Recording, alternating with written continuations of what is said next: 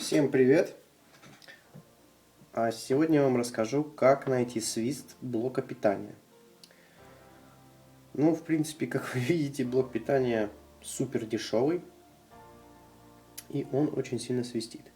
Нам просто нужно удалить этот свист. Что нам для этого пригодится? Нам для этого нужна будет вот такая палочка для суши. Вот. Дальше включаем его в розетку. И, наверное, вы слышите, как идут страшный свист. И мы начинаем вот по типу, вот они, собственно, идут, керамические конденсаторы. И мы просто начинаем к каждому прикасаться, и тональность писка должна измениться.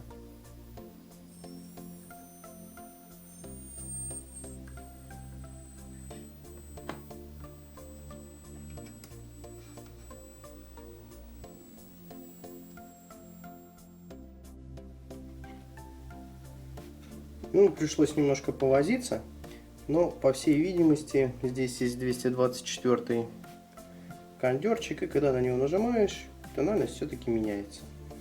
Но меняется и что-то здесь пищит еще. Так что давайте сейчас поменяем один, а потом уже будем искать остальные, в чем у нас проблема. Вот, так что будет, я думаю, что интересно. В общем, небольшие поиски привели меня к чему? Свистел вот этот вот кондерчик керамический. После его замены он все равно свистел. И причиной всему оказался вот этот вот конденсатор.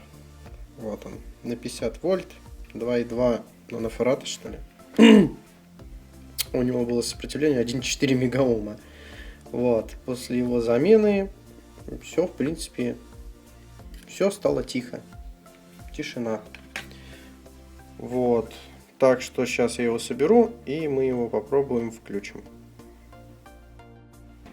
Ну что ж, давайте померяем хотя бы нашу дежурочку, да? Так. Насколько я помню, провод это у нас фиолетовый.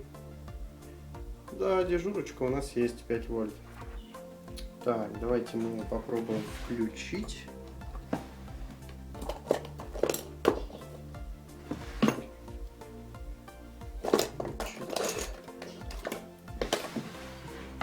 Сейчас я возьму чудо-скрепку. Можно, конечно, на компьютере, но нам пока это не нужно.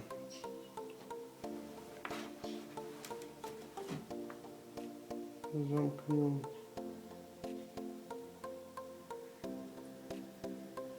Черный с зеленым. Вентилятор закрутился, звуков никаких не издает. Так, давайте посмотрим, что у нас по вольтажам. 12 вольт есть. 3,3 есть. Так, 5 есть. В принципе, и все. Минусовочку можно проверить, но в принципе, я думаю, что там тоже будет нормально. Все good. Писк устранен. Блок питания работает нормально. Тишина и спокойствие. Всем спасибо, всем пока.